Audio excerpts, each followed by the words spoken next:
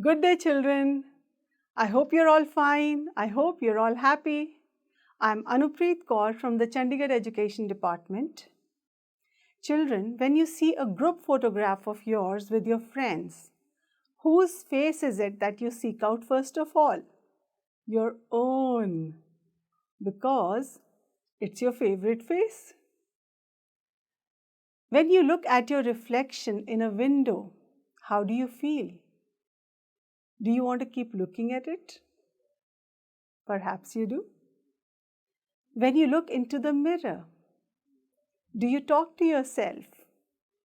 What do you think about when you're looking in the mirror? How much time do you spend in front of the mirror? Do you share your innermost thoughts and feelings with it?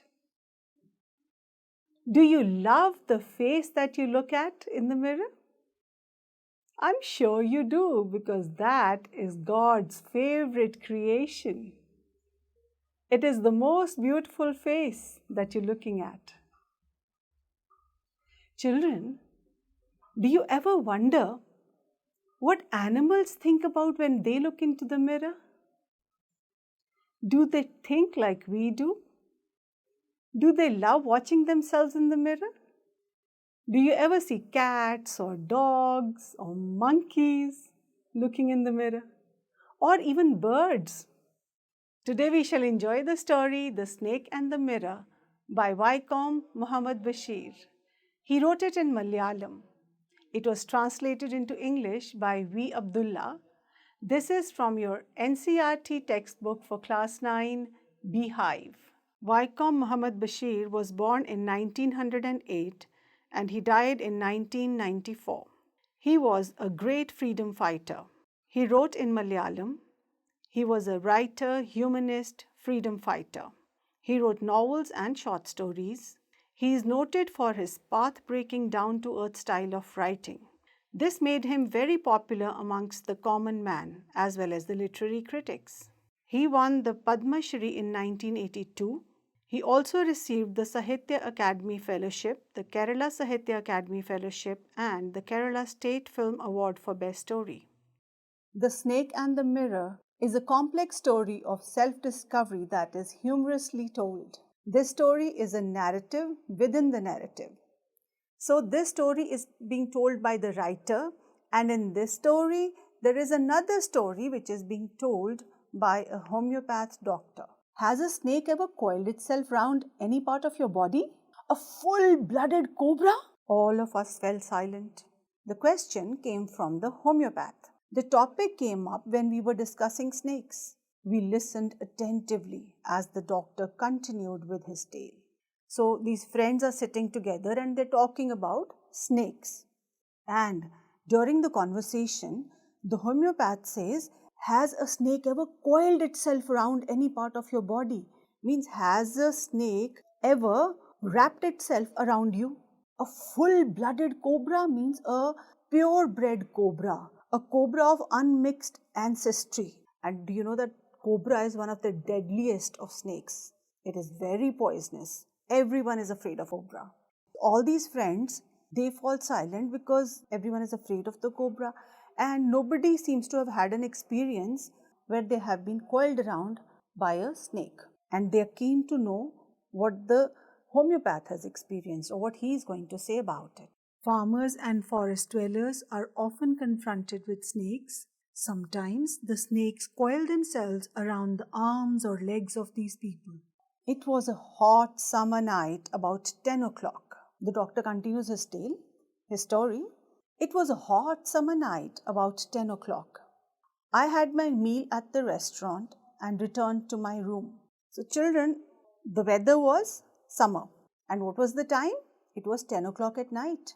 He was eating alone at the restaurant before going to his room. So what does this imply? That he lives on his own. Otherwise, he would have had his meal with somebody. I heard a noise from above as I opened the door. The sound was a familiar one. Well, children, what do you think this noise was? How come it was a familiar sound? Whose sound would it be that he'd already heard it before? One could say that the rats and I shared the room. Oh my God, This is strange. So the sound was of the rats running around the room. I took out my box of matches and lighted the kerosene lamp on the table. Now he is so used to having those rats there that he is not concerned. He is not scared. He simply goes and lights the kerosene lamp on the table. Now, children, if you found a rat in your room, what would you do? Would you go screaming out of the room? Or would you chase the rat with a stick or a broom? Or would you let them run around your house? The homeopath is very used to having the rats. He's not scared. He's simply living with them as a roommate. And children, why is he lighting the kerosene lamp? It seems that there is no electricity. And he is carrying this box of matches in his pocket. So he must be knowing in advance that there would be no light in the room. The house was not electrified. It was a small rented room. This story was written in the 20th century, in the early parts of the 20th century, or in the middle of 20th century. At that time, India did not have electricity all over. So people were used to not having electricity in the house. We are so lucky to have electricity, but we take it for granted. Thanks to electricity, we have all the comforts and luxuries. Life without electricity would be so difficult and quite unimaginable for us. I had just set up my medical practice and my earnings were meager. Now he had just started with his practice. He had just become a full-fledged doctor. And in the beginning, does one earn a lot of money? No, it takes time to establish yourself in your profession. So his earnings were very meager. They were very little. I had about 60 rupees in my suitcase, along with some shirts and dhotis. I also possessed one solitary black coat, which I was then wearing. So children, he's living in a shabby, dirty condition because he doesn't have much money. And he had about 60 rupees in all. What kind of dress did he wear? He used to wear shirts and dhotis, and he would wear a coat on top of that. And how many coats did he have? Only one. That's why it said he possessed, means he owned, he had one single black coat. I took off my black coat, white shirt, and not so white vest and hung them. This again is a bit humorous. He says his vest was not so white. Why is that so? It could be old and have become yellowish, or it could also be dirty. So this means this man is not very hygienic. The very fact that he is living with rats in his room doesn't show him to be a very cleanliness loving or a hygienic person. I opened the two windows in the room. It was an outer room with one wall facing the open yard. It had a tiled roof with long supporting gables that rested on the beam over the wall. There was no ceiling. There was a regular traffic of rats to and from the beam. Now children, he's described his room. So he opens the windows. So he says the room that he lived in was in the outer part of the house. And one wall was facing the yard outside, the lawn outside, or the open space which was outside of the house. And what kind of a roof was it? It was a tiled roof. And the roof was supported by gables. Gables are triangular upper part of a wall between a sloping roof, and these gables were resting on a beam. There was no ceiling in that room. That is why there was a regular traffic of rats to and from the beam. So the beam was a fun place for the rats. They would run to and fro over there. It was like a bridge for them to run over. I made my bed and pulled it close to the wall. I lay down, but I could not sleep. I got up and went out to the veranda for a little air, but the wind god seemed to have taken time off. Now children, the veranda is a roofed platform along the outside of the house. So he went out there thinking that he could get some air. Like inside the room there was no fan because there was no electricity. He was finding it very uncomfortable. He was feeling hot, warm, so that made him a bit sleepless. But when he went out for some air, did he get it? No, he says the wind god seems to have taken time off. This is a humorous statement. So what is the job of the wind god? To make the place cool, to blow, to move. But he says the wind god had taken his time off. He was not working. He was resting. The wind was not blowing. I went back into the room and sat down on the chair. I opened the box beneath the table and took out a book, the Materia Medica. I opened it at the table on which stood a lamp and a large mirror. A small comb lay beside the mirror. Finally he decides to go inside and read something. He pulls out his book, Materia Medica, and he puts it on the table. What else is lying on the table? There is a lamp which has been lit, and there is a large mirror, a small comb with which he combs his hair, and one feels tempted to look into the mirror when it is near one. So this is the temptation we were talking about earlier. Everyone feels tempted to look into the mirror if it's there. I took a look. In those days, I was a great admirer of beauty and I believed in making myself look handsome. So he's looking into the mirror and he says that when he was young, during that period of his life, he was a great admirer of beauty. He loved beauty. I think we all are admirers of beauty. But with age, one realizes that inner beauty of a person is more important than the outer beauty, because the outer beauty may fade away, the inner beauty doesn't. So now this young man, the homeopathic doctor, he believed in making himself look handsome. He wanted to look very handsome. He wanted to be well turned out. I was unmarried and I was a doctor. I felt I had to make my presence felt. So he feels that if one is good looking, people notice that person. He says that he was unmarried. Being a doctor has a special social status. So there was that, and he was a bachelor. He was unmarried. He was looking for a wife. Thus, he had to look good to be able to attract a beautiful wife, to be able to attract people who would find him good looking and find a good wife for him. So he had to make his presence felt. He wanted people to notice him. I picked up the comb and ran it through my hair and adjusted the parting so that it looked straight and neat. Again, I heard that sound from above. So children, now it is quite late at night. It is past 10 o'clock. Who is going to look at him right now? Nobody. Yet, he combs his hair and that's his parting straight. Makes his hair look neat. So this he is doing for himself. He wants to look good. So what is the sound that he is hearing from above? The same sound, the sound of the rats running around the room. And where are the rats running? On the beam under the roof of the room. I took a close look at my face in the mirror. I made an important decision. I would shave daily and grow a thin moustache to look more handsome. I was, after all, a bachelor and a doctor. So a bachelor is an unmarried man, somebody who's never been married. And he says, I was a bachelor and a doctor. He's on the lookout for a wife and he wants to look even more handsome. So he says, what does he think will make him look more handsome? If he would shave daily and grow a thin moustache. I looked into the mirror and smiled. It was an attractive smile. So he's smiling at himself as he looks into the mirror and he says, oh, I have a very nice smile, a very attractive smile. This man is quite vain. He's quite full of himself. He loves to look at himself and he thinks that he's quite good looking. I made another earth-shaking decision. I would always keep that attractive smile on my face to look more handsome.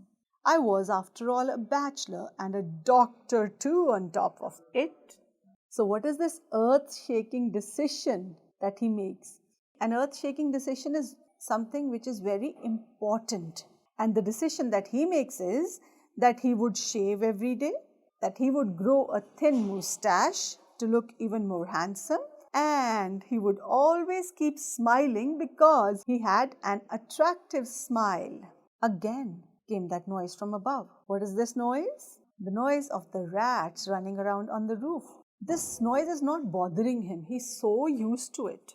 Otherwise, it can get so disconcerting and upsetting for anybody. I got up, paced up and down the room. Then another lovely thought struck me. Children, now instead of reading his book, he starts admiring himself in the mirror. Then he gets up and he starts walking up and down the room. Now, why does one walk up and down the room? Why does one pace up and down the room? This happens when one is thinking about something. This can also happen when one is very concerned about something, when one is anxious about something. Now, he does not seem to be very anxious, but yes, he is quite lost in thought right now. So, what is he thinking about right now? What is this lovely thought that strikes him? I would marry. So, what is he thinking about? He's thinking about getting married. Let's see, whom does he want to marry? I would get married to a woman doctor who had plenty of money and a good medical practice. She had to be fat for a valid reason. If I made some silly mistake and needed to run away, she should not be able to run after me and catch me. So what kind of a wife does he want? He wants a wife who is very rich, who has plenty of money, who has a lot of money and a good medical practice. So she should be a good doctor who has a lot of patients coming to her. Is he rich? Does he have a lot of money? No, he doesn't. Otherwise, he would be living in a much better place, not in the small, dingy room full of rats. And he would be owning more clothes too. Does he have a good medical practice? No, not yet. He has only just started out and his earnings are very meager.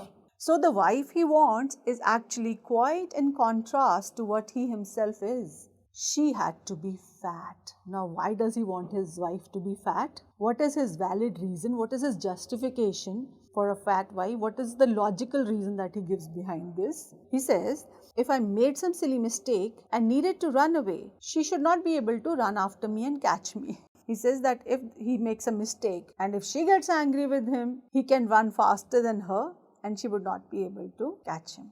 The doctor meant it to be funny, as he visualized a fat wife chasing him in vain. But children, do you think this is funny? Well, it is not. Why should anybody make fun of a person for being fat or even too thin? One should never body shame anyone, be they tall or short, thin or fat. Everyone is beautiful in his or her own way. With such thoughts in my mind, I resumed my seat in the chair in front of the table. There were no more sounds from above. Now, children, there is all peace and quiet. He must be relieved that there are no sounds coming from above. Now he sits back in his chair in front of the table. Has he started reading yet? I wonder. Suddenly, there came a dull thud as if a rubber tube had fallen to the ground. Surely, nothing to worry about. So then he hears this dull sound as something falls down, and the sound of that is as if a rubber tube had fallen down. So he says, surely there's nothing to worry about. He was so used to various different sounds coming in his room, he was not very concerned that this sound of a dull thud had come. So he says, I'm sure there's nothing to worry about. Even so, I thought I would turn around and take a look. So despite the fact that it didn't really concern him so much, he didn't bother him so much, he turned around to look. No sooner had I turned than a fat snake wriggled over the back of the chair and landed on my shoulder. The snake's landing on me and my turning was simultaneous. Children, when and why did the sound stop? Can you make out now why all the rats were quiet? Because a snake had come into the room. So what had fallen? What was it that made the dull thud as if a rubber tube had fallen? Was it a rubber tube? No, it was a snake that had fallen down from the roof. The snake had perhaps entered the same way that the rats did, and then it fell down from the beam. And this man was not even aware of it. But when he turned to look, by the time he turned to look, the snake had climbed onto the chair and was sitting on his shoulder. The snake was not afraid of him. This is very strange that a snake should come and sit on somebody's shoulder. And both of them, the snake landed on him and he turned at the same time. This movement was simultaneous. It was done at the same time. The snake landed on his shoulder and he looked right into the eyes of the snake. Children, this is so scary, so shocking, so petrifying. We wonder what is going to become of the poor doctor. How will he survive the cobra that sits on his shoulder? Well, we shall learn about it in the second session. Let's have a quiz now. The Snake and the Mirror is written by Ruskin Bond. R.K. Narayanan, Vaikom Muhammad Bashir, Vikram Seth. Vaikom Muhammad Bashir. That's right. The residence of the doctor was the options are cottage, bungalow, multi-storied flat, a small unelectrified rented room. A small unelectrified rented room. That's the correct answer. Other than the doctor, the room was inhabited by, the options are rats, his friend, the landlord, a cat. Rats. That's correct. There were lots of rats in his room. The title of the book the doctor took out to read was The Snake and the Mirror, Materia Medica, The Palace of Illusions, Three Men in a Boat. Materia Medica. That's correct. The thing that fell with a thud was a rubber tube, a rat, a snake, a cat. A snake. That's the right answer. The doctor made the earth-shaking decision to shave every day, grow a thin moustache, always keep smiling, or all of the above. All of the above. That's the correct answer. The regular traffic refers to the movement of, the options are cars, rats, rickshaws, trucks. Rats. That's right. The rats were a regular traffic on the beam. The thing that landed on the doctor's shoulder was, the options are a snake, a rat, a feather, a drop of water. Snake. Yes, it was a snake. That's right. He wanted a wife who was rich with a good medical practice. Fat, all of the above. All of the above. That's correct. Very well done, child. Let's do another activity. I would like you to fill in the blanks with suitable adjectives. He made a dash mistake. Silly. Yes, he made a silly mistake. The doctor told a story about a dash cobra. Full-blooded. That's correct. The doctor told a story about a full-blooded cobra. The doctor had an dash smile. Attractive. That's right. The doctor had an attractive smile. He planned to grow a dash moustache. Thin. That's correct. He planned to grow a thin moustache. He possessed one dash coat. Black. Yes, he possessed one black coat. He thought he was a dash man. Handsome. Yes, he thought he was a handsome man. Children, now I would like you to do another activity. Children, sometimes two things happen at the same time. They happen simultaneously. I would like you to connect the sentences using the words no sooner and than to show things happening simultaneously. There are two sentences which I would like you to combine, to connect. I reached the station, the train left. No sooner had I reached the station than the train left. That's right. No sooner had I reached the station than the train left. I turned, the snake landed on my shoulder. No sooner had I turned than the snake landed on my shoulder. Very good. He reached the school, the bell rang. No sooner had he reached the school than the bell rang. That's correct. The snake coiled on the table. The doctor ran. No sooner had the snake coiled on the table than the doctor ran. That's correct. I entered the room. The rat jumped off the beam. No sooner had I entered the room than the rat jumped off the beam. Very good. Well done. Think and write. I would like you to write a story about a cat looking into the mirror. Write about its thoughts, what it must be thinking, what it must be feeling. And you can also write about its antics. I hope you have enjoyed the lesson, The Snake and the Mirror. Today we've done the first session. In this, we learnt about a young homeopath doctor who lived in a dingy little rat-infested room. His favorite pastime was to look into the mirror and admire his attractive smile. He planned to grow a moustache to look even more handsome so that he could find a wife. He was imagining about the kind of wife he wanted. Just as he was lost in his thoughts, a snake landed in his room. It climbed onto his shoulder. And let's see what happens next in the second session. Till then, keep learning, stay happy, stay safe.